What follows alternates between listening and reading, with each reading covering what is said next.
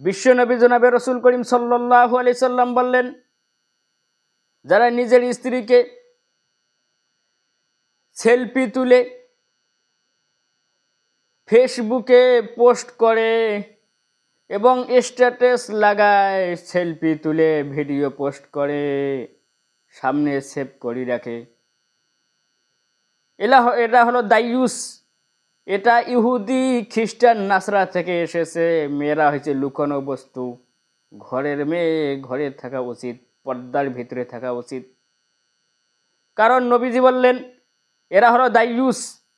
দাইয়ুস কখনো জান্নাতের মধ্যে প্রবেশ করতে পারবে না, সরাসরি জাহান্নামের মধ্যে নিক্ষেপ করবে, কোনো সন্দেহ নাই।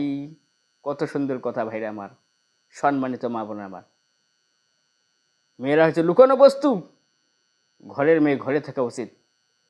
ফেসবুকে পোস্ট করে সেলফি উঠে স্ট্যাটাস লাগানো, এটা মুসলমানদের কাজ নয়, ইহুদি নাসারদের এবং খ্রিস্টানদের কাজ। এরা হলো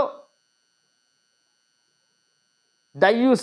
দাইয়ুস কখনো জান্নাতের মধ্যে প্রবেশ করতে পারবে না, কখনো না। কত সুন্দর কথা ভাই আমার। আল্লাহ পাক রব্বুল আলামিন আপনাকে আমাকে এবং সম্মানিত মা বোনদেরকে এটা থেকে বিরত রাখার চেষ্টা করুক। সকলে বলে আমিন।